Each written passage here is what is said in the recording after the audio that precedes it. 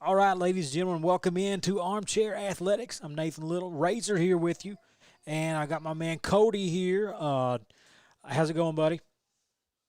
Hey, how you doing? Thanks for having me. Hey, just glad to have you on here, and wanted just I we've never really been been introduced. I've admired your work in the Kentucky Melee Facebook group for the Thank you. most part, Thank you and so much. saw a lot of the things that I do in the Ultimate group going on over there, and Yeah, just thought that love to talk to you, pick your brain a little bit, but also, man, right now the melee community kind of turned upside down with yeah. Nintendo coming in and kind of cock blocking the big house at the last second. What do you think about that? It's a it's a weird time to be a melee player because as you know, this isn't the first time Nintendo has tried to go this route with us. And it's truly one of those things that, like, I really do not understand the motive behind it, because I keep hearing several people saying, like, well, they're not, you know, profiting from Smash being streamed, but they're like, if Nintendo was on our side with it, I feel like there would be literally 1,000 ways for them to profit if they, worked side by side with the Melee community. But so yeah, it's rough, but Melee will get through it, as we've shown time and time again. Yeah, Melee's a community a lot different than others, and I've watched it over the years as it grow, and it seems like it has a renaissance every every so many years. It just Absolutely. it'll dip for a little bit, and then all of a sudden something happens and it starts to flourish again. It's interesting. It wasn't even really a competitive community until several years into the game. But it's just wild. You mentioned there's got to be a way for Nintendo to monetize Melee, um, and they really just kind of wipe their hands clean of it. I think it's there's a lot of moving parts. As somebody who tries to build a brand and stuff, I've had a lot of people come to me and say, hey, how about Queen City Streams does this, or how about you let me do this? And I know I personally, if I don't have a hand in it, if I'm not the driving creative force behind it, I really don't want to be. I really don't want my name on it. And maybe that's what it is for Nintendo. But Sure. you'd think they'd say, well, if we're going to have, you know, I was watching Summit earlier. 25,000 people were watching it at once. You'd think Nintendo Yeah. would at least want their hand in it.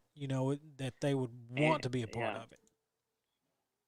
25K and climbing as they, get deeper into the bracket. And the European bracket got like close to 15,000, I'm pretty sure.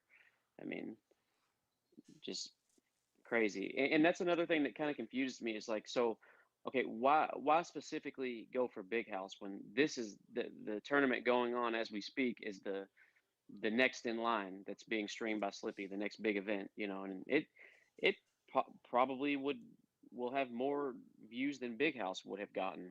But can't Yeah, confirm that, but I mean, I think I saw something why? online that since it's based in Europe, that the copyright laws are different or something, or Nintendo of America couldn't Okay, go after yeah, it.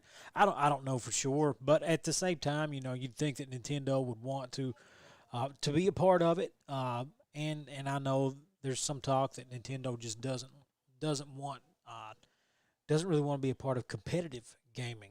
They for Smash they want it just to be a party game yeah, that they don't want us, casual game.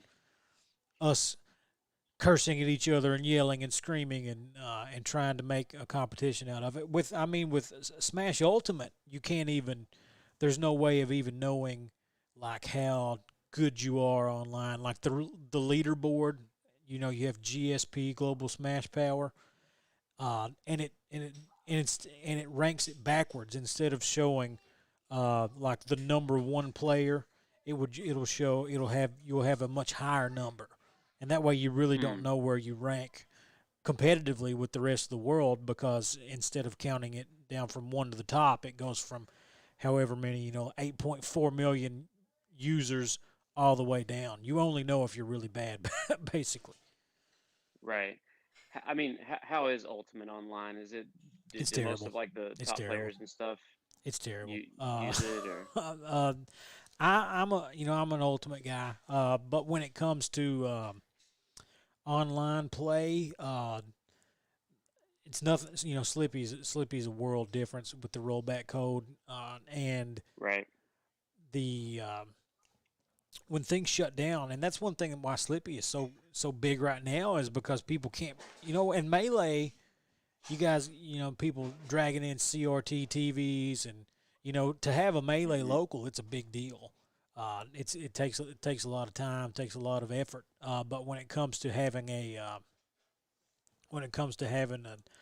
ultimate tournament, it's not as big of a deal. But when things went to online because of the pandemic, Slippy was a real big deal, and Ultimate players they all got online for a little bit, and then you see the top players just dropping off, Mm. just saying that they don't want to have anything to do with it. There's a lot of disconnects. There's a lot of lag spikes. I mean, Nintendo for Smash Ultimate still does like peer to peer with no rollback. It's pretty rough. Do does Nintendo do they sponsor anything Ultimate related events, or Not, are I they think active at I all? think they were going to sponsor Big House, and then there was kind of a pissing contest between the two of them over Slippy, and then Nintendo won. Somebody give me a fact check on Facebook or Twitch or whatever for that. But I think that was the case. But when it comes to sponsorship, I remember when Ultimate for Evo Japan, they had all these, Capcom and uh, sponsors, the pot bonuses and stuff. But for Evo Japan, for Big House is an official Nintendo event. Yeah, so they were in on that. I think a lot of that falls on the Slippy deal. Just the fact that they're using ROMs and uh, it's a gray area, and ethically, morally, and not as much legally. Um, but but in Evo Japan for Ultimate, the the pot that Nintendo donated to, they sponsored the pot or whatever. If you won Evo Japan in Smash Ultimate, you got a pro controller that was like gold plated or something, which is kind of cool. But it's they really don't have a lot to do with it. But Hmm. but man, first before we get any further in here, your tag, is it Luigi Goes Shard or Luigi Goes Hard? What is it? What is it? For anyone that doesn't isn't already aware, it's Luigi GoShard. And hey, real quick, I'm starting to hear myself echo really bad. Not sure what changed. Okay, I will see if that does anything, or maybe Um, is that any better? yeah, it's very faint now, so I could probably deal with this. Okay, That's well, Luigi GoShard, and um, that tag kind of originated from when not a lot of people. I'll tell you the backstory on it briefly. Not a lot of people are aware of this, but I was a melee player in like the very very beginning stages of competitive melee when I was like a very young kid, 2004 2005 era, and I'm 11 12 years old at the time. My older brother would drive me to tournaments and stuff, and I did that for a couple of years. Well, I made a Smashboards tag. It was primarily supposed to be Luigi Goes Hard, and at that age you're not real cognizant of your spelling and whatnot. When so I played for a couple years and came back to Melee in 2011, 12ish, a couple years before Evo and the documentary. I just like I didn't really know what to make my tag. So I was like, well, I'll just log into my old Smashboards account and just use that tag. And people were calling me at tournaments, like over the little intercom for matches. They're like, Luigi Go Shard, and I'm thinking like, what the heck? That's not my tag. Where are they getting that? And it just, long story short, I just made it just started capitalizing the S in it and rolling with it. Luigi Go Shard. I got you. I Never, got you. My yeah. my tag. I won't go through the evolution of my gamer tag over the years because it's as cringe as you could imagine for anybody who played me in Call of Duty all those years ago or whatever. But my tag is Razor, and it's Raiser, short for Hellraiser. Uh, Hellraiser. Okay. absolutely, absolutely. But for some reason, people assume that if your tag is Razor, it's Razor or Razer or something like that. Um, and then people they'll always call me at tournaments as Riser. I don't I don't I don't get it. I don't. I don't get that because I read your tag initially as racer, like not sounding like there's a Z there, but um, I appreciate the context of Hellraiser. That makes a lot more sense now. So Oh, absolutely makes a ton of sense. Once you and let's get into that a little bit. When I got into the when I got into the scene, I started out as just one. I'm a high school teacher, and I wanted to make some have some fun. I got Ultimate, and I wanted to have a fundraiser for our esports team and our STLP club, and so I started doing tournaments, and then they kind of blossomed into something much bigger and a lot more competitive. And I had to learn how to be a TO really quick. I couldn't just throw some people together and do it. So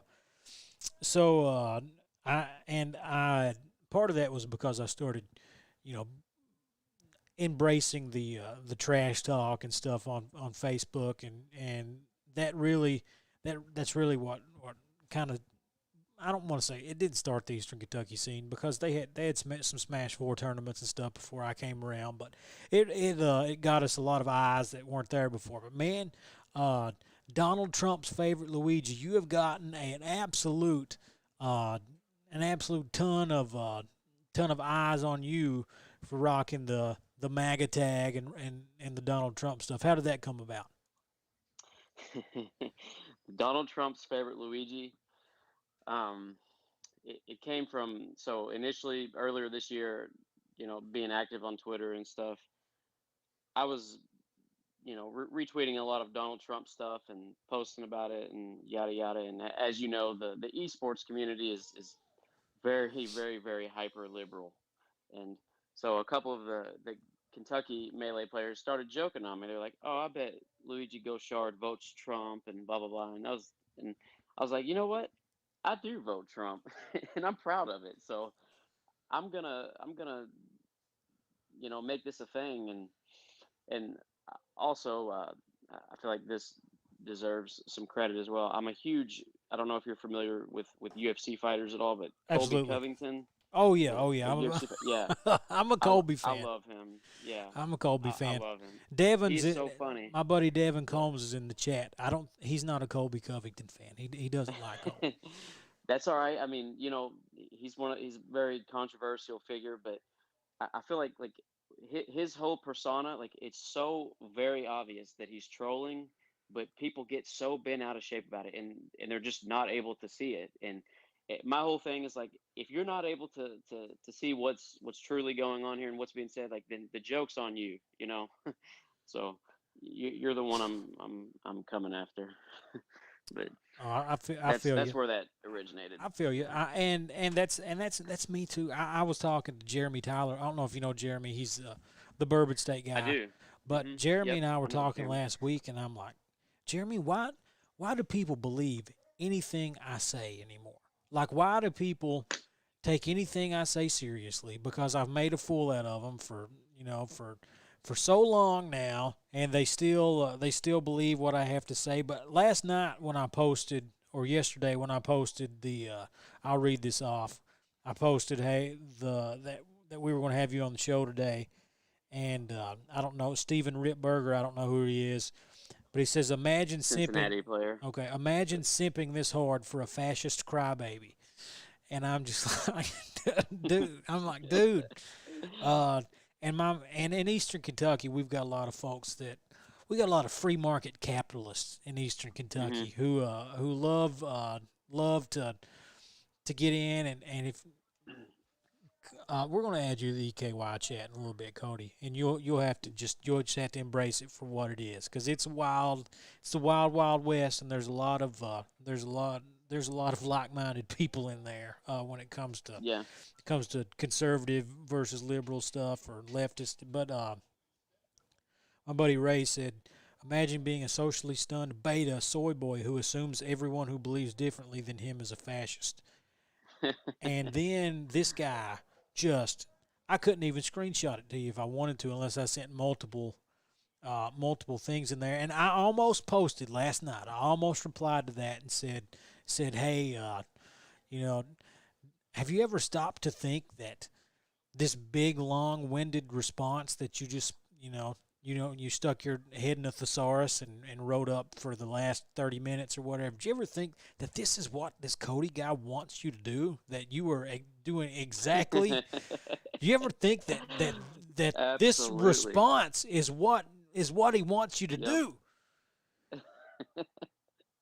And those are the ones that make all of this worthwhile, and typically the ones like I don't respond to because I kind of let those people just have at it. Just say your mind, But I'll respond sometimes when people truly do try to paint me up to be like this thing that I'm not. Like I've been called a racist, like with literally zero context behind that, other than oh he likes Donald Trump, so he must be a racist, And that bothers me a little bit because you know coming from being an active player in the community and friends across the country, with all ethnicities and types of people and both ends of the spectrum, whatever. But that that kind of bothers me a little bit. But again, it's all however you perceive it, I guess.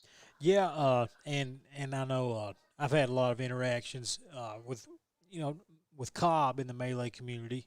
Cobb's a guy that Hmm. and that I've if you look through mine and Cobb's message history, it's a lot of me asking Cobb for help with stuff, whether it be something about TOing or something about a matchup. Cobb just and in a community with a lot of 16 and 17-year-olds, Yep. it's hard to find some people that you could trust. And Cobb, Cobb's one of those guys on the left side of the spectrum.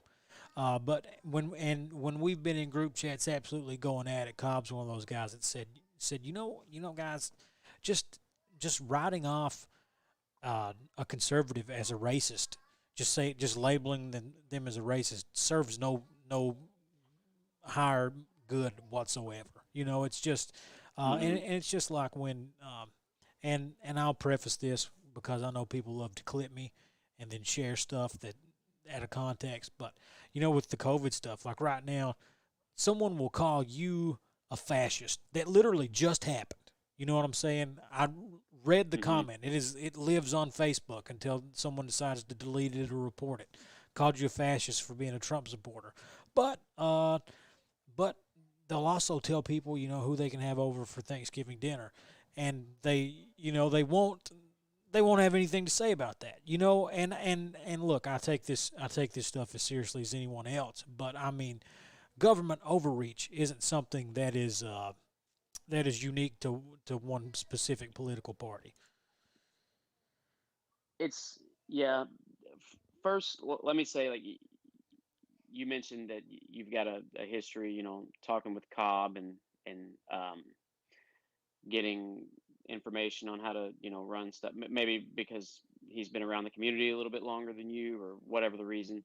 I'll start by saying like I've had my run-ins with him here and there, but he's actually a good kid.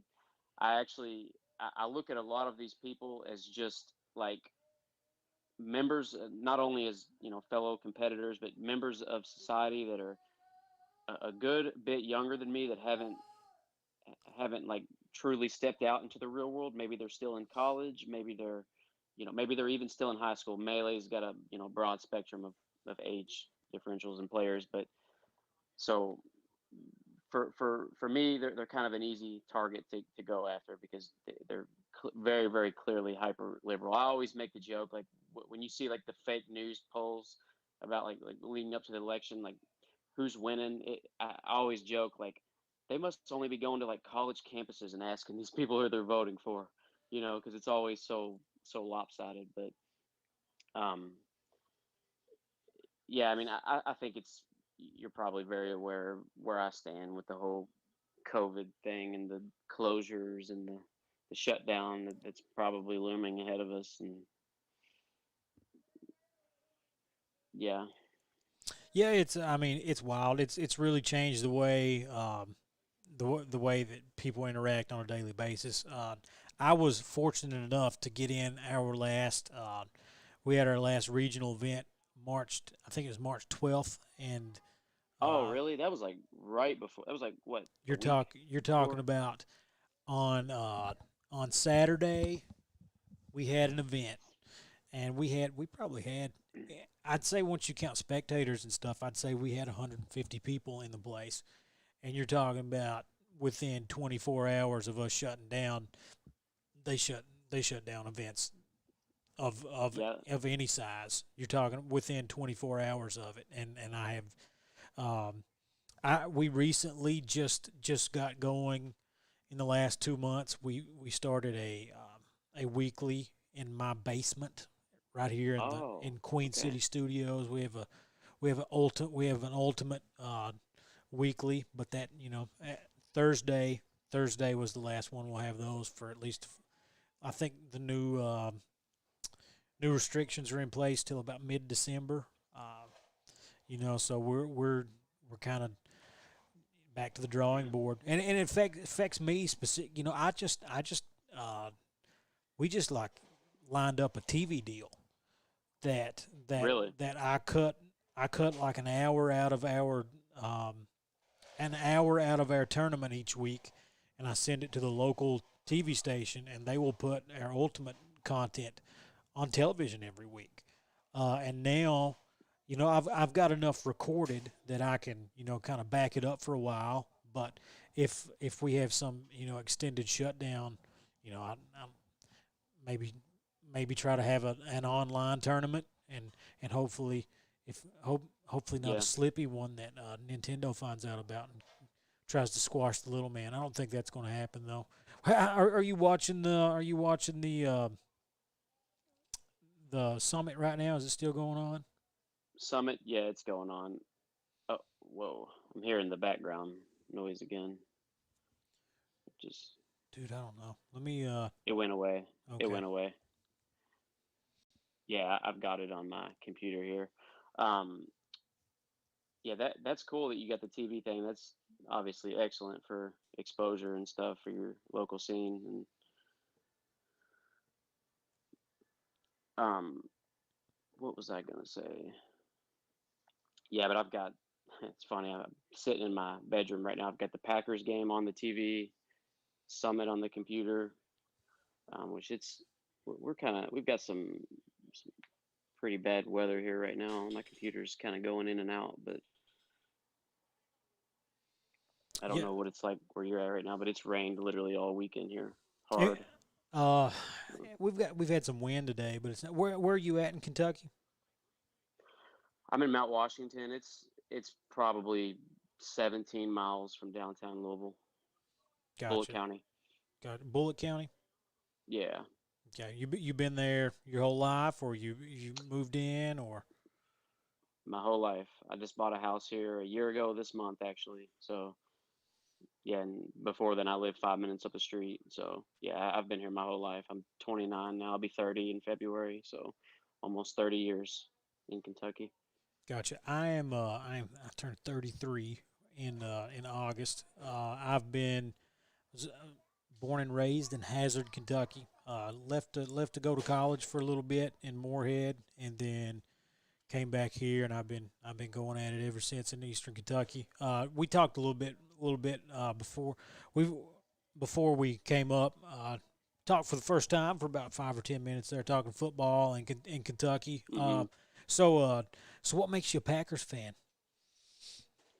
Man, growing up, like when I was telling you, like my first memories of Kentucky basketball were, those late '90s teams when Rick Pitino was coaching. Well, alongside that, my first memories of football was watching Brett Favre play in the '90s, and so I kind of got the bug then. And to be completely honest, like I wouldn't consider myself a diehard Packers fan. I've never been to a game. I consider myself a diehard Kentucky fan, because travel, go to the games with that.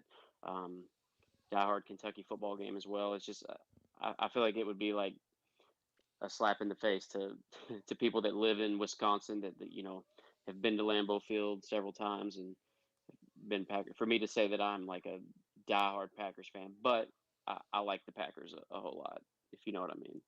I got you. I got you. I mean, I'm kind of the same way. I used to be a diehard Kentucky fan as a kid, and then Kentucky fans ruined it for me, dude. Just, and I mean, What? I could still like, you know, I mean, yesterday was an anomaly, and I still watch games. I watched the Kentucky foot that tragedy of a football game yesterday, where Yeah, they had everyone's hopes up for a few minutes there, and I remember it was 7-3, and they called a timeout and to run a drive. A lot of people were complaining about that, but I mean the lead blocker basically just walked into the end zone. If the guy hadn't have cut yeah. it back, if he'd just followed him, he probably would have scored. But then they line up to kick the field goal and uh, sling it back to midfield on accident, and then it. Yeah, they had me, some high hopes there early. We put together some really promising drives to start the game, but then I mean, the Alabama effect just came in. You cannot make mistakes against a team like that and a defense like that. And however, I mean, Kentucky football as a whole has came a long way. I mean, yesterday wasn't the best, most accurate representation of that, but they really have, became a team that competes at least in the SEC. So Yeah, but like proud of that. typically after every game, I mean it's always death and despair. Fire the coach. I can't stand it. I can't I stand hate that. and Yeah. and with basketball, I guess it's like that way, like that at any level of basketball. But like if you can, I just know my buddy Ray, who went in on that dude on your behalf. I know we used to just make it our it was our deal. Like every night we would basically get on Facebook and see what we can do to piss off Kentucky fans tonight. What can, and it wasn't hard. We used There's to plenty say ways. we used to say that Coach Cal was going to the NBA, and they were going to bring in the Wichita State coach Greg Marshall, which Please, God, no. he just got unceremoniously. Well, I mean, they Yep. paid him $8 million to go to the house. Yep. So, hey, Yep. I'd do He's it. out. I'd do it if you give He's me $8 million. I'd quit coaching. absolutely rather than stay in a place like Wichita. But let it be known that I've never been one of those fans that fire Cal if we lose a couple games here and there. Um, people people don't understand actually how difficult it is to win that single elimination tournament every March and April. That the best team hardly ever wins it. I mean, it's Calipari does exactly what he should do.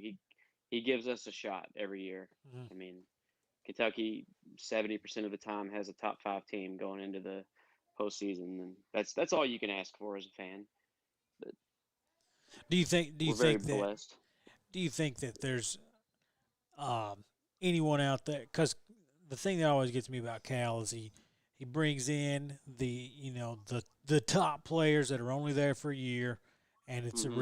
and every year is a reload, rebuild from the ground up, and it always and while they're athletically superior than to a lot of people, they're young kids, and it seems like they get so far into the tournament, and it just something simple as Yeah, I remember the time with John Wall and DeMarcus Cousins that West Virginia played a zone against them, and they just could. crumbled. You know.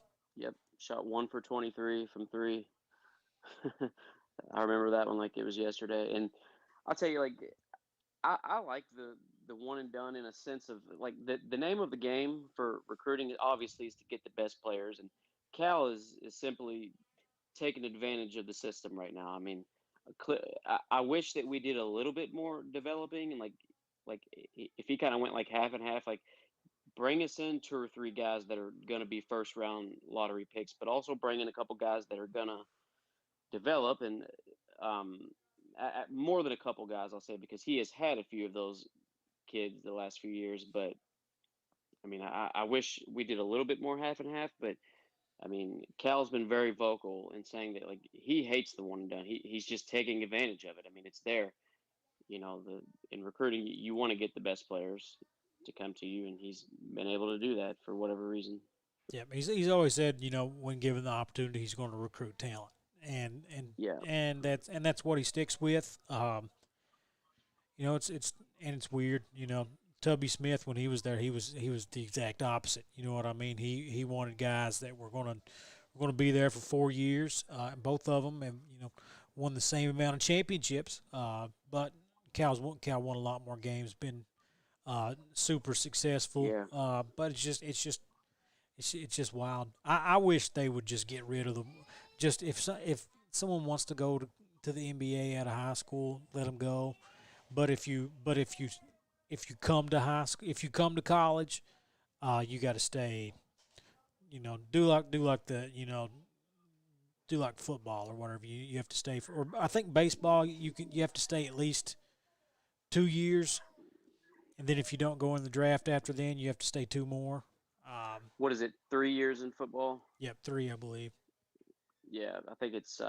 I wish it were 2 years in college. I think that would be sufficient. And like you said, you could go out of high school if you think you're ready.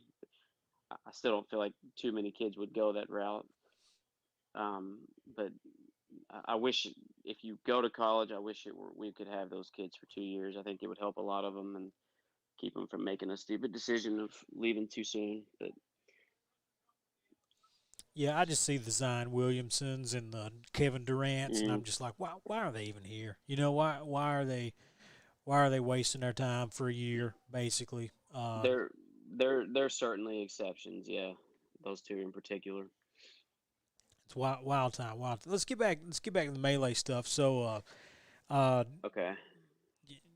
if we're not careful, I'll get us all off the beaten track. But it's all good. We're armchair athletics. We're talking about anything, yeah, just wherever we go. But so when before the shutdown, what were melee locals like in Kentucky?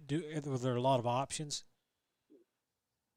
So Melee in Louisville has a weekly every Sat. Obviously, before the shutdown, has a weekly that it's not uncommon to generate, upwards of 30 people on a Saturday afternoon to go play.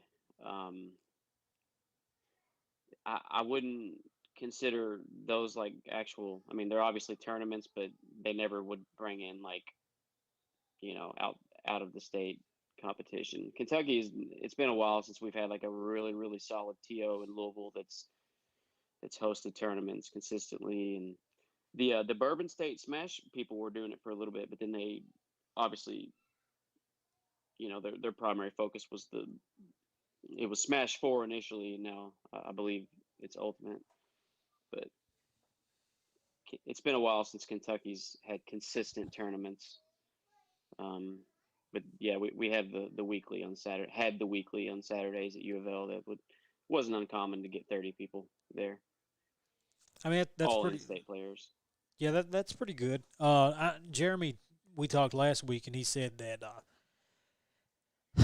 if I don't want to be misquoted, but I don't want to misquote Jeremy, but he said that they tried to do some melee, and it seemed like the Louisville crowd kind of wanted to keep to themselves, and they didn't really want to Yeah. be a part of the Bourbon State stuff, and it made it hard because then you've got they had some people from Cincinnati or Indiana or wanting to come in, but when the local players aren't signing up, it's hard to get that. So I'm glad you brought that up, and because really, like we supported Jeremy's events when he didn't plan them on the same days as like other big melee tournaments in the region. Like my best friend in the community is Reeve. I'm sure you're familiar with him. Really strong Marth player.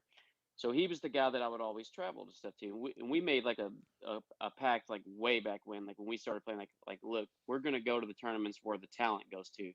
And Jeremy would, and nothing against him. I know that his primary event was always the latest Smash game that was out. His events they catered to that, which is fine. So we, we weren't gonna skip a really good event that would get six combined states that we're going to with 100 plus entrants for melee and multiple top 100 players attending to go to the Louisville one where melee would likely get 15 to 20 entrants. It played second fiddle to the newer Smash game.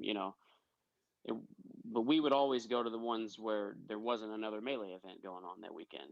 So I got you. I that's got you. that's my side of it. Yeah. So Yeah, he always ran good, good events when we did attend them. They were, well ran, structured, and on time. yeah, I kind of see both deals there, and coming from just dealing with Ultimate, man, trying to find a date for anything is kind of tough, and especially when you're if you're you gotta take care of the mothership. You know what I mean? If you got, I Yep. tried to have. I tried to do some melee side events, but they were side events. They weren't the main tournament. But I couldn't really ever get it going in Eastern Kentucky. I would have, lug the CRT down there and have the setup off to the side. And I remember having the melee sign up sheet, and it was just, there'd be like two people that were interested, and it really wasn't a big thing for us. But Right. it's but there's at least a community that can get about 30 in a week in Louisville. Yeah, and it's mostly like they have a pretty good. I think they have like an actual Smash group of people that go to school at U of L. So it's a lot of people in that group that will show up. Um, Myself and Austin will show up here and there, and sometimes some of the Eastern Kentucky players have came through quite a bit of times. I don't know how well they travel now. I feel like that scene has diminished a lot since COVID. I'm not sure. I haven't seen a ton of them online, and Eastern maybe Kentucky. whenever all of this clears up. Yeah, the melee scene. I know Honestly, Cobbs came out a little bit and played a lot more, and Amita as well. yeah. As far we're talking for as I refer to us as Eastern Kentucky, I'm talking like uh, east of you're talking east of I-75 and Pikeville, Hazard, stuff like that. There was a weekly over there for Ultimate that tried to bring melee back a little bit, and when we started, when Slippy started going, it seems like things popped off for a bit. But for me, I used to play melee, and I didn't play Brawl, I didn't play Smash 4. I picked up Ultimate, and even when I started playing Ultimate, I'm like, this isn't melee. You know what I mean? It just wasn't the same Hmm. thing. But I stuck with that for a while, and then I got going back to tried to go back to melee, but it was like it just passed me up. Yeah, two different games, and in their own respect. Yeah, I talked to Farco about it, and he goes both ways. He plays some melee and he plays some melee and plays some ultimate. He said for him it's just two different games. He's got two different sets of like uh, of muscle memory. It's completely different.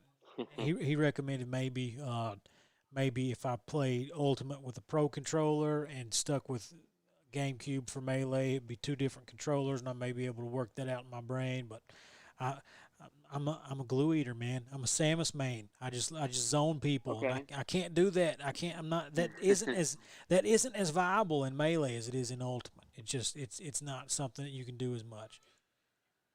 Um, I'll take your word for it because, like, as far as like any of the other Smash, like I'm terrible at all of the other Smash games, and like when I try them out, like I just do not understand the neutral game in them and like what to do, and I'll take your word for it in being way different, and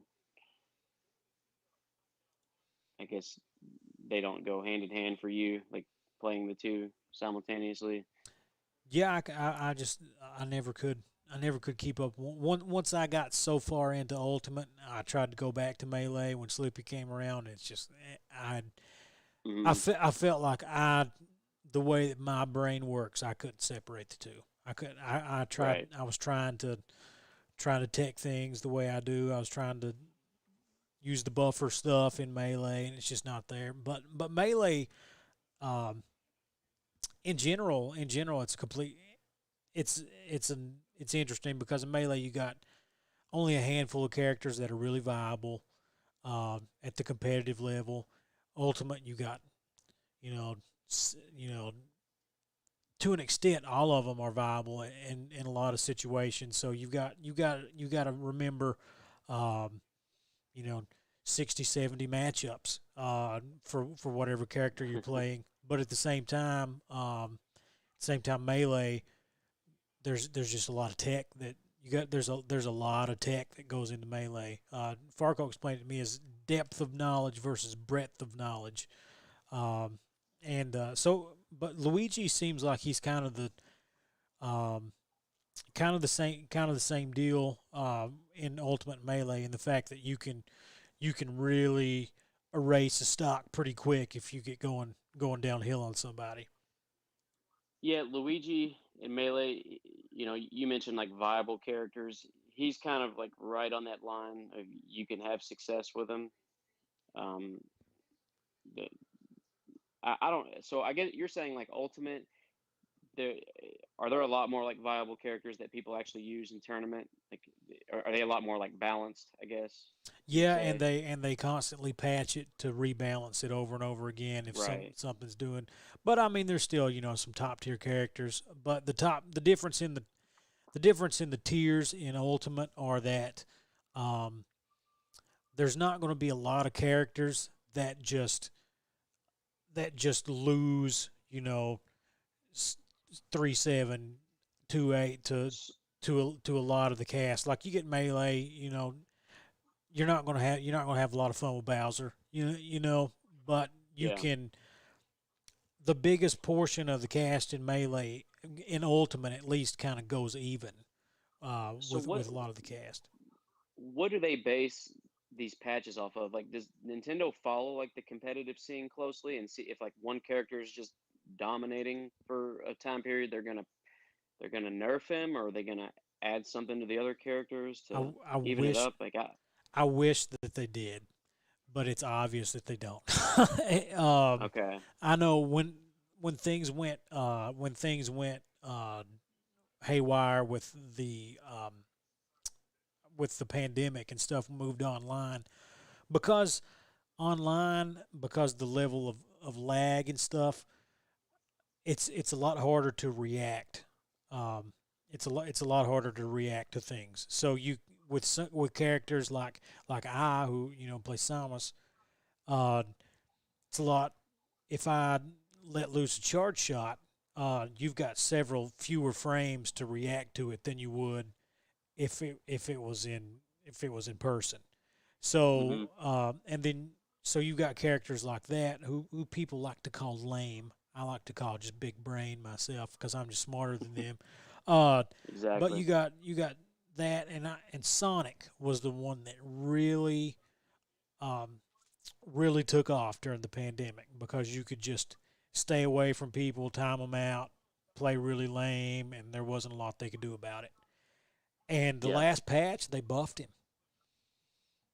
For what for whatever reason, for the last patch they buffed him. Someone Ray just said in chat, I think they based the patches off Wi-Fi. I think I I swear to God, I think that's the truth, because when you hear them talk about the patches, they say, well, so many percent of online matches are played with this person, and this is the win percentage of this one online. And Oh, when they talk about, so I don't think they look competitively. Because if you look competitively, I think there's about 15 characters that are like winning majors. But there's characters all the way down the line that'll have high performances at majors. But there's only about, I'd say, 10, 10 to 15 or so that are really a threat to win one. so Sonic was, you're saying he was already pretty OP, and then they just buffed him again recently? He's OP online. He's OP on Wi-Fi, and Yeah. he just got buffed for whatever reason. And my I play some Zelda too, and Zelda's like trash. Uh, she's not that good. She's okay online, which is all I want to do is piss people off online anyway. Uh, but uh, but My kind of guy. they nerfed her, dude. That's all it's about. That's all it's about. Cobb told me once that he said that I should go to tournaments and play just local Wi-Fi, just like sit next to them with a Switch handheld and just play Wi-Fi against them because I would frustrate everyone no end. But uh, it's wild. Completely different. I mean, the Melee community. You're talking about a game that was released when I was in high school, and I graduated in 2005. So it's been a little while. I'm not that old, but to people in the Hmm. Ultimate community, I am. But they they've coded their own way to play it online with better net code. They coded a way that the controllers respond better. It's crazy to see a community that is done so much to keep a game alive, and it seems like they're fighting Nintendo for it for the most part. I've Yeah, they Nintendo didn't want them in Evo to begin with, and uh, but really when Melee got into Evo, things really started popping off. that was huge. Evo was a big deal. I mean, that was like had a similar effect as the documentary for Melee in terms of growth and stuff. I didn't personally attend the first Evo. Well, I guess technically it would be the second Evo for Melee because I think it was '07 they had Melee. But the first one back anyhow in 13. I didn't attend that one, but I attended 2014 and 2015 Evo and 2016 actually. So 3 Evos. So you competed at all of them, or Yeah, yeah, yep. competed in all of them. Yep. What's I know. I think Amita went to the last Evo and did pretty good. Is that right? Amita went to the last Genesis and did That's really it. well. That's it. That was it. That's yeah, that one's on par with Evo in terms of majors. And I want to say, don't quote me on it. I want to say he got 33rd, which is incredible for a Kentucky player to get to place that high at a major. Amita is like the most unknown best Jiggly. I legit think that he's the second best Jigglypuff player behind Hungry Box. Oh, really? Yeah, I truly believe that. He's not active enough to have that title. But I mean, this guy like he has always stepped up and played really good players close and taken sets off really good players. He's a tough Jigglypuff. That's one of my hardest or one of my best matchups as a player is against Jigglypuff. But Amita is like the hardest one to play for me. Gotcha. Yeah, I've not worked with I've not talked to Amita much. My first ever when just as soon as I started fooling around with the Ultimate scene was when they released the first PR for Ultimate, and Amita kind of raised a minor amount of hell with a few walls of text on the Bourbon State Facebook page, and it was pretty funny because he went in. He was kind of he was upset about some things, and I think they put him on the panel, and then he kind of then he kind of realized, you know what, I don't like Ultimate. I just want to stick with Melee. But I hadn't heard anything from him until he went off to that major, and then I'm just like, dude, he's freaking out here killing it, just Yeah, just destroying it. he's that good. I mean, he's always been on that level. He just hasn't, traveled a ton and went to stuff. But when he shows up, he shows up. If you know what I mean. Like he always beating really good players. He's been like that since I've known him. He's always been hyper talented at all the Smash games, which is rare to find these days. Is Hungry Box still alive in the tournament right now? I believe he's in losers bracket. I actually haven't had it on for the last 20 minutes, but That's unfortunate. I'm a Hungry I'll check, Box I'll stand. check and I'm a see. hungry Box stand. We've lost the photo feed here, but the I'm He's playing right now. Sorry, yeah. Can you hear me? yeah, I got you. Your I, video's I cut out. clicked off of it for Oh, just a got you. moment. You should Got have you. me back on video. There Yeah, we go. Hungrybox is actually playing right now. So Okay, we'll have to wrap it up here. See my man. See how he's doing. I like Hungry Box is a guy who doesn't really he gets a lot of hate, and he's not really. It's like he doesn't really go out of his way to like you got guys like Leffen that just seem like they want people to hate them, you Hmm. know. And Hungry Box seems to maybe it's because he plays Jigglypuff and just completely stays away from everybody and makes them hate their life. I don't know what do you think of the Hungry Box hate? I think so. I think what you had just mentioned there was a big part of why people disliked him for a long time because this dude went like three years consecutive, like and just was unbeatable with Jigglypuff, and people were saying like, oh, he just plays so lame. He edge camps, and so I've played him in person, and he like obviously a very defensive player, but this dude is not like other Jigglypuff players. He like what you perceive as defense. It's not what you see when you're just watching him on a stream. When you're actually in a match with him, like he will just back you into the corner. He won't shy away, and he will put hitboxes there for you to run into. And it's not like any other Julie. Like Amita, I'll say, and I don't mean this in a negative way. He's a very plays a very lame neutral game.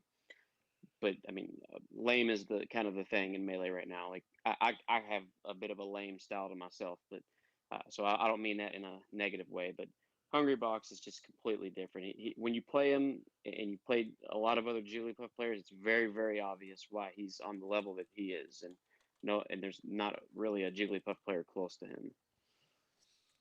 Yeah, and he's in a world where like Jigglypuff kind of. I mean, you'll have to correct me here, but in general, Jigglypuff loses to Spaceys pretty hard, though, right?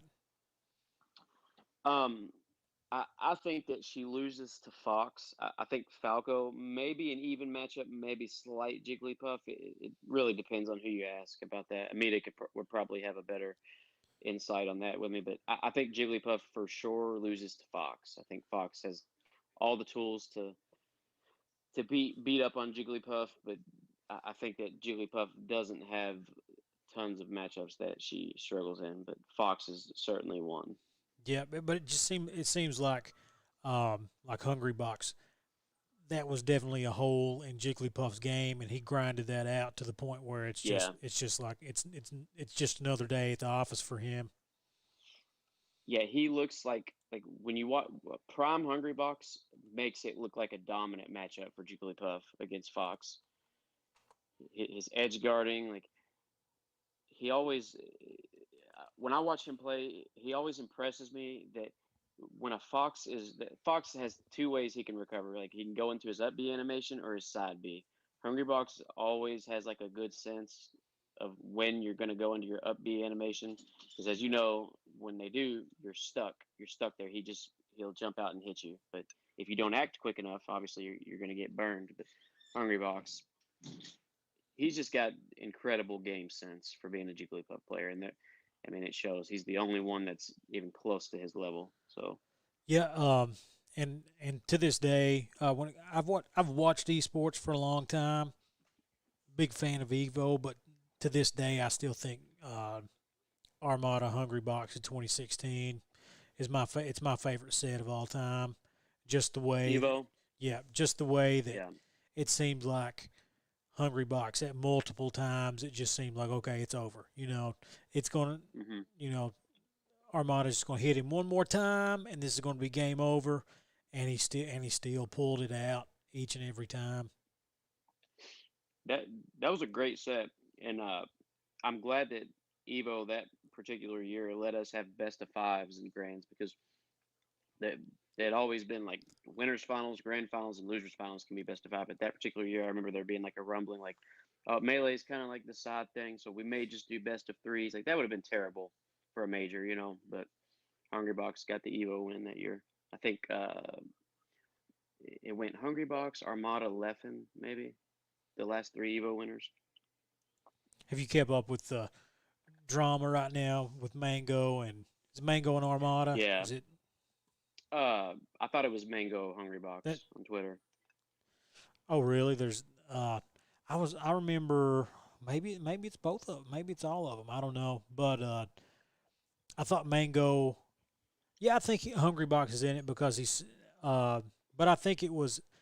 Did Armada kind of retire Is that the He retired. yeah? Yeah. I think Mango was hating on him for retiring and for Hungry Box for possibly Yeah. retiring because Hungry Box is kind of seems like he's just focusing on streaming Ultimate right now.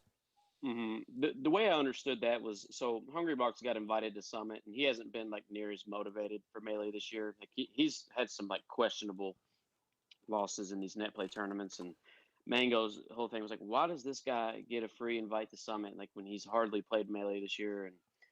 And Hungrybox, to be fair though, I mean he's still alive in the tournament. He Got out he on won winner's his side. pool Yeah. yesterday. Yeah, yeah, winner's side. He won his pool. He kind of clapped back at Mango on that. And I'm a big Mango fan, like the most Melee people are, but Hungrybox definitely kind of clapped back at Mango about that whole thing. But I think what you were saying with Armada may have chimed in on that whole debate because him being recently retired and stuff, but I'm not really sure. Yep. I pulled up Summit off here off to the side. I would pop it up, but if I stream Slippy, Nintendo's going to get me. But Hungry Yeah. Box he's up 1-0 right now and about to finish off Spark. Well, I mean, possibly about to finish off Spark. He might lose a stock here pretty quick, hmm but it's if a lot of people thought that this is going to be the death of Melee, the whole Nintendo big house thing. Are you in that camp, or do you think it's just another obstacle that? Abs- Absolutely not. No, Nintendo's came after Melee. The Melee scene has been so passionate, and I think I kind of compare it to like businesses. They say like if you start a business and it lasts 5 years, like you're good. Like it's there's a very very slim chance of it not working out. Melee's been around 19 years and counting. And it had its fair share of up and down. This is just another obstacle, like you mentioned for us, and I feel like ultimately Melee will come back stronger. Especially when in real life tournaments come back, but. It is tough right now. That was a huge, huge blow for Nintendo to cancel Big House. One of my favorite tournaments of all time. When you when things come back, I saw Eric Riddle likewise. He posted in the Bourbon State chat. He said, when the pandemic's over, are you? How many of you guys are actually still going to be interested in competing in the competitive scene? Do you think?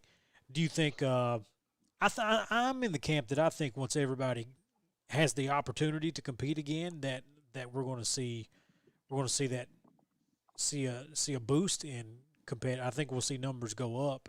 Are you in that camp, or do you think it's kind of this is going to be Uh, hard on everybody? I don't know if initially Melee in general will grow in terms of number of entrants at tournaments, viewership, etc. But I mean, look at what's going on as we speak right now. Like, do you have the Summit stream pulled up? How many people are viewing it right now? It's got to be at least 30,000. It was 37,000 when I clicked on it. 37,000. Not even in top eight yet. I mean, it's Yeah, that's 37, crazy. Like 37, 8, almost 38,000. the European tournament had almost 15,000 earlier. I mean, that's insane for a game that's 19 years old. Like you can't convince me that it's not going to withstand this pandemic, and the scene is just too dedicated to it and has been for so long. So, do you? I seem to think though, like eventually, you know, there's not going to be any new tech to find out. It's just going to be um, people just trying to get a little bit better at their reads. And I mean, but Every but who every knows? I didn't think it'd be here for this long. So every time that people say that, like boom, a new player will pop up that is just doing stuff that you've never seen. Right now, it's Zane. Are you familiar with him, the Marth Marth player player, yeah. from Maryland? He is like, in my opinion, and most people's like, he's definitively the best player right now. And when Hungrybox was going through his tear, people were like, Melee's figured out. Jigglypuff's the best player. Like nobody can catch him. It's not going to happen. But now, like I mean, Hungrybox is losing to tons of Fox players. He gets destroyed by Zane when they play, and I mean he's the guy to beat right now, and he's clearly did something with that character that we've never seen. There's something he does that we've never seen, and just like that, and if you follow the Melee community, there's tons of good Marth players coming up right now. Whereas 3 years ago, you didn't see that. There was like three or four in the top 100, and that's a top tier character. Yeah. So I think Melee is far from being figured out, Gotcha. and a lot of people will disagree with me on that. I think Luigi's one of those characters that has tons of stuff that isn't figured out about him. So, can I ask you something, Nathan? Go for it, And man. tell me if you agree or disagree with this. I feel like, and I'm not going to say that like you can win a major with Pichu or Bowser. You can relate this to Ultimate as well. I feel like tier lists are created by the amount of people that play this character. So since the beginning of time, since I was going to tournaments in 2004, there has been more Fox players, Sheik players, Marth players, Falco players than any other character.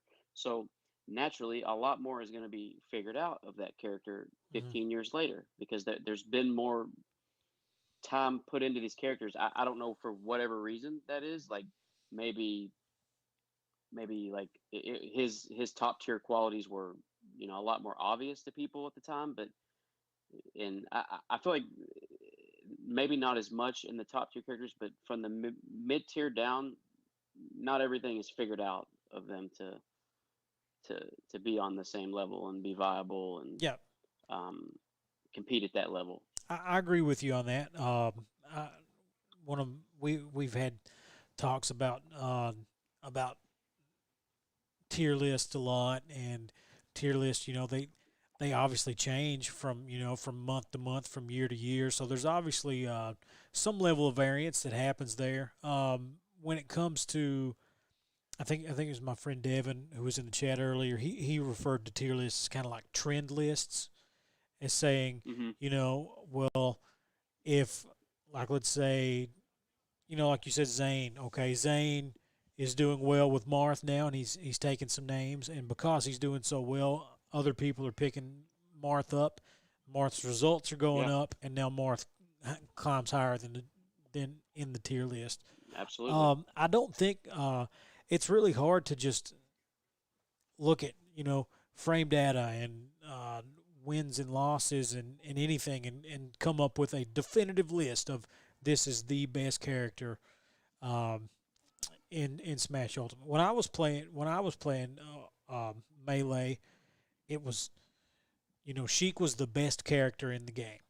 That was early on. It was just considered that Sheik was the best character, and that kind of Hmm. changed. Not that Sheik is definitely top five character in Melee, but things just change as people figure more stuff out. And let's see here, Yeah, Zane, Zane and Mango both. Oh man, Hungrybox got 3-0'd in in his winners match. yeah. IBDW, Fox player. So Zane and IBDW. That should be good. That should be good. Mango Wizrobe. Who's Wizrobe play? Falcon. Falcon. Yeah. Mango. Dude, Mango's on a That tear right now. Mango's.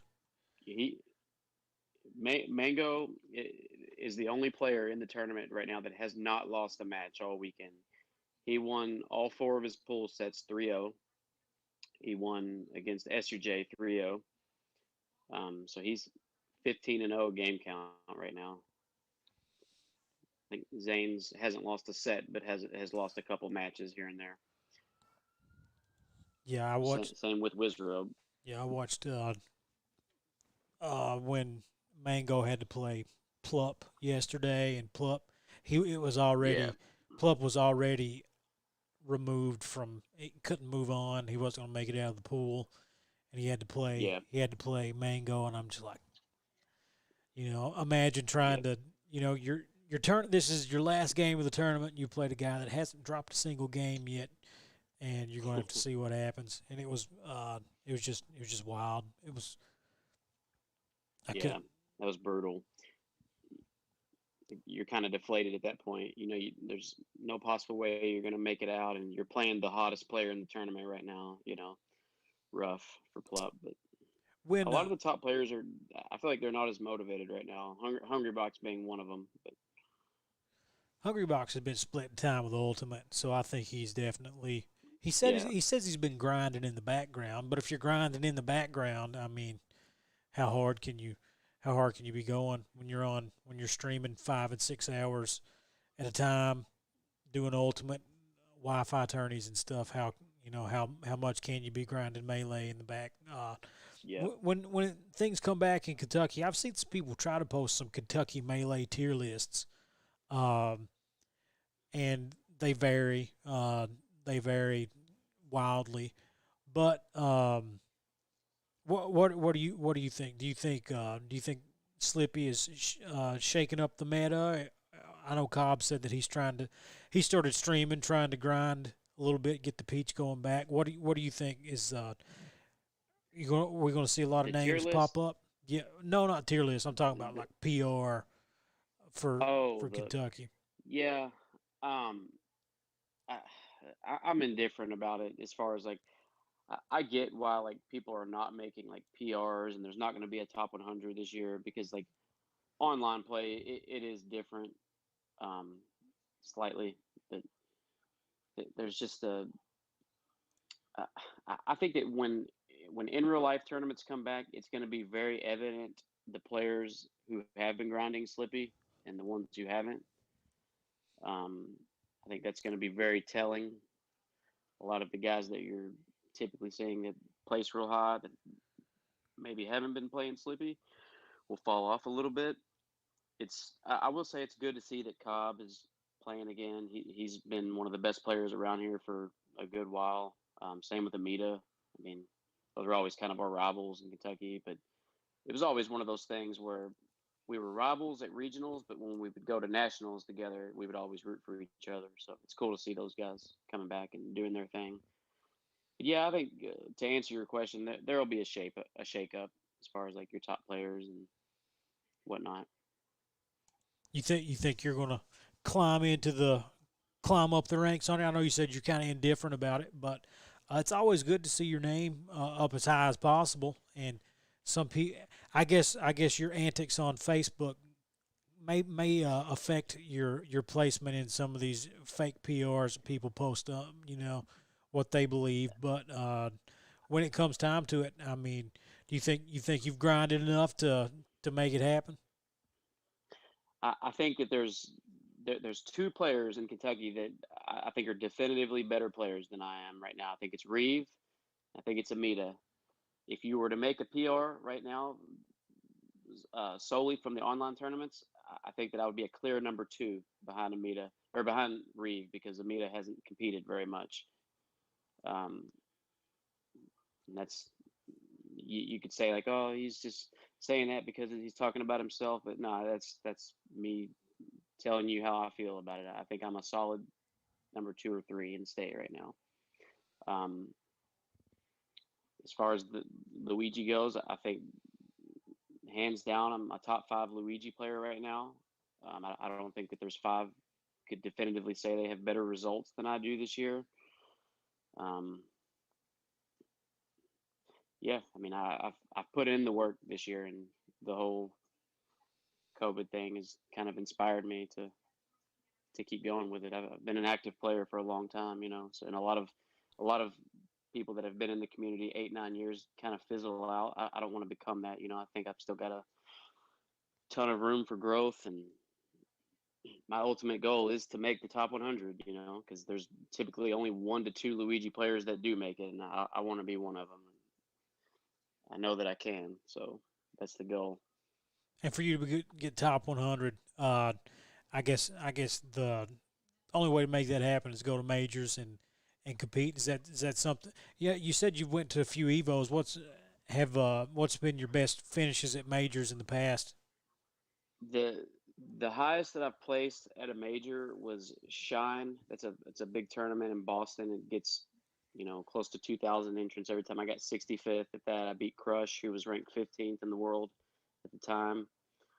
Um, I beat a player that was top five in Japan just before that. So I had a really good tournament there. The Evos, I never did well at. I think the highest I've ever placed at one is like 129th or something out of a couple thousand, which I don't know, something about flying to these tournaments. Like I hate flying places. I don't know about you, but I hate traveling that way. It's like I'm so far out of my element, but and when I have to fly places and sleep in unfamiliar territories, and not to not to John for my Evo placements, but I've never did well at that tournament for some reason.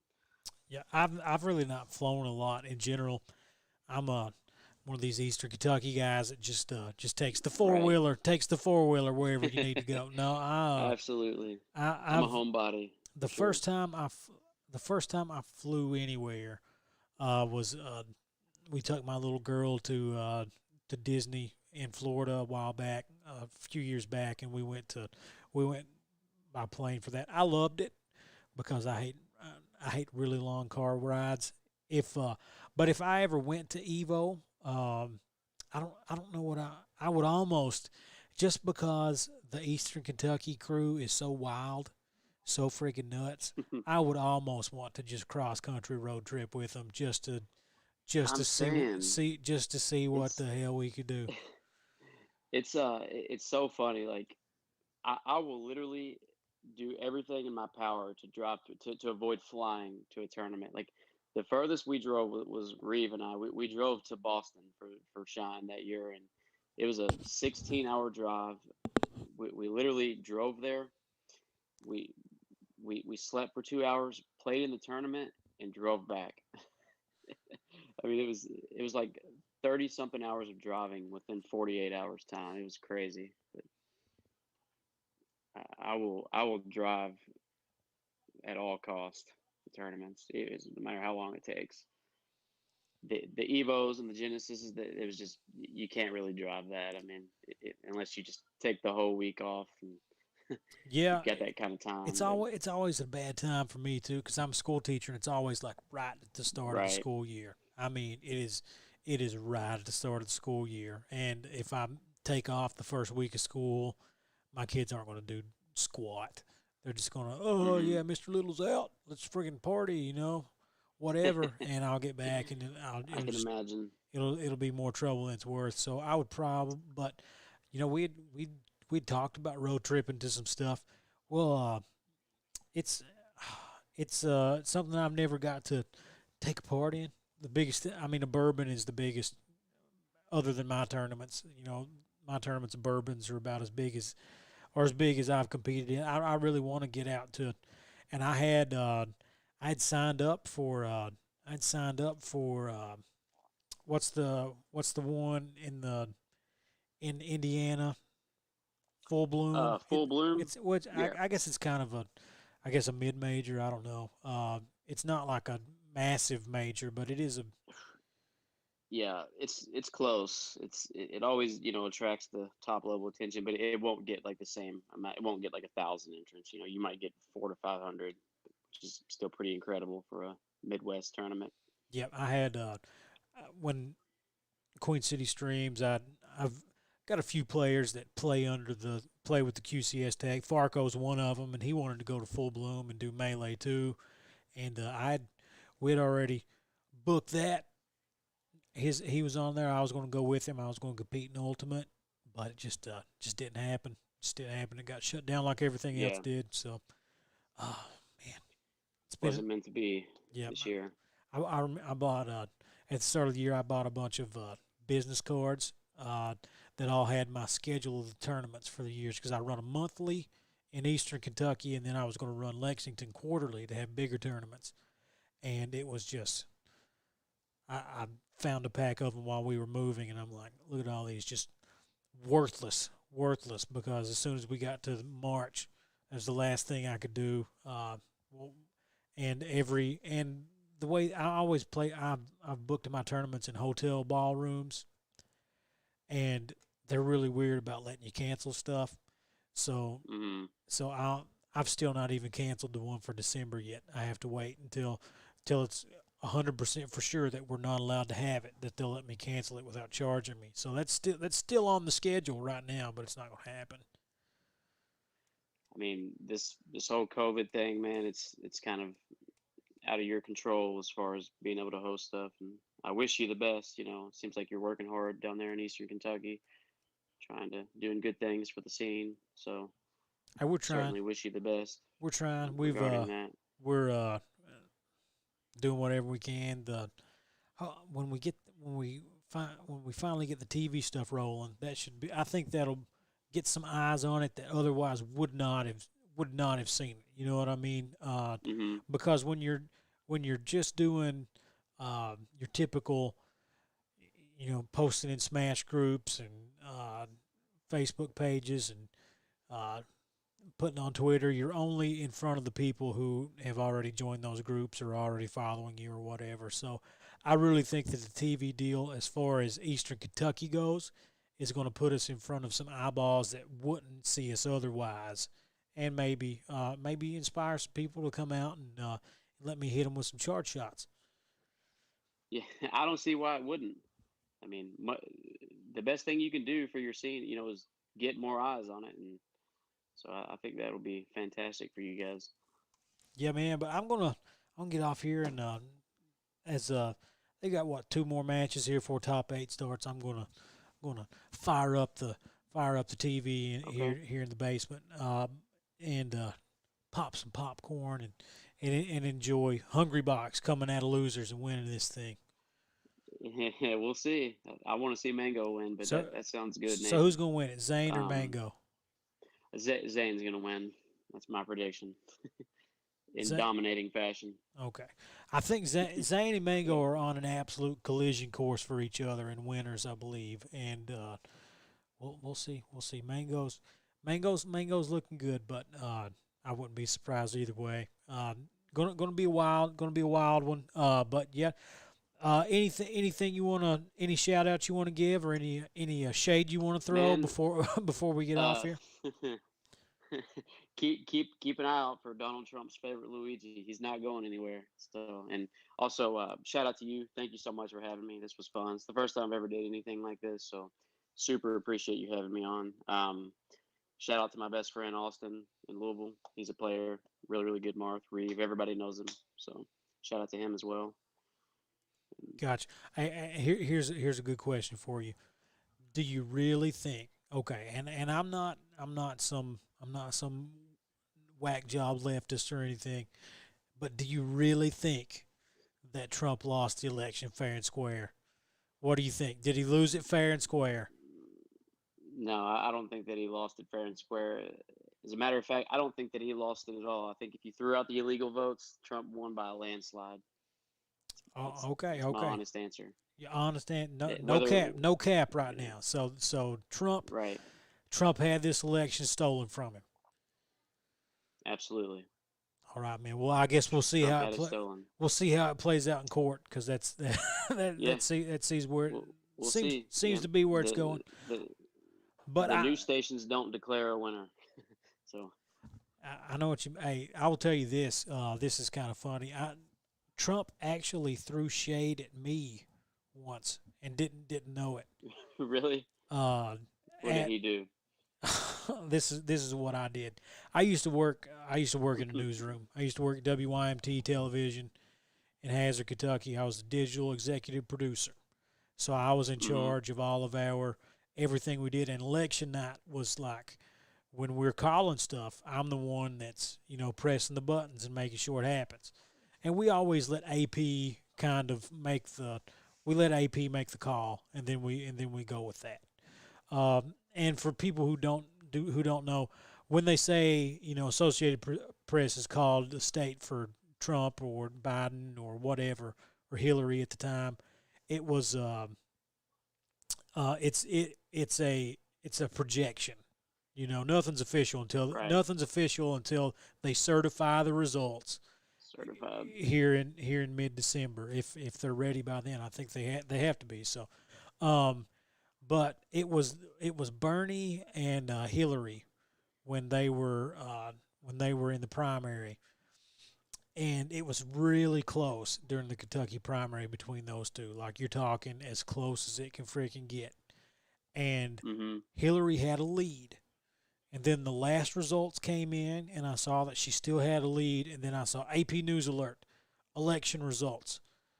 And I instinctively, because I had it cocked, locked, ready to rock, I instinctively, from WYMT, I sent out a breaking news alert, put it on the website. Hillary wins Kentucky, or whatever. Well, the AP's news alert actually said that it was too close to call, and they weren't calling it. So I accidentally called it for Hillary on our station, and I went and my boss, the news director, he was at the anchor desk. The general manager was helping anchor election coverage. He was at the anchor desk, and I went in there, and I'm like, okay, guys, I just called the election for Hillary. And AP says it's too close to call. And they're like, that's not good. And I'm like, I know it's not. But here's the deal. It says 100% of the votes are in, and she's got a lead. So, and it's a lead that's big enough that there's no recount that's gonna overturn it. It's a pretty decent lead, like a half a point to 1%, And they said, well, just let it go. We'll be all right. We'll just say AP calls it too close to call. Hillary's got a lead, and we're done with it. And Trump was making a statement that night, and he says, and we've got stations in Kentucky, and AP hasn't called the race, and they're still saying that Hillary won it. They're trying to steal it from Bernie. And I was like, yes! That's crazy. You made it. I have been trash talked by the Donald himself, and little did we know he would be the future. He was the to-be president of the United States. So, wild time. But yeah, Trump. That's cool. That's a cool story. Trump trash talked me once because I pressed a button too early. Yep. and then the next day, Hillary got one more delegate. Then when they did the delegates, Hillary got one more. So she technically won Kentucky. Yeah. So I was right. But Trump wasn't that bad. Trump was mad at me though for a minute there. Yeah. Either way though, man, been fun, and I do not expect you to let up in the Kentucky Melee group, and the keep up with the rap stuff too. Your rap lyrics, those are pretty. You're gonna have to come out with a music video. You're gonna have to hit them hard with. I got you, Nathan. That's what yeah. I look. Maybe I'll have. I came out with a lot of trash talk videos when I was making the rounds. I'll send you some of them. We'll talk about it. But man, Kodey, thanks for stopping by, talking to us. And Packers still ahead. That went over with you? Down 3, but driving for the game winner right now. So I got my fingers crossed. All right. We'll have to see how that goes. Thank you for having me, Nathan. And see how Tom Brady does tomorrow night against the Rams. But yep. We'll see you guys next week. Should have local basketball legend, winningest girls basketball coach in Kentucky history, Randy Napier on. That's the plan. But if you guys like what you saw, hit like. If you don't,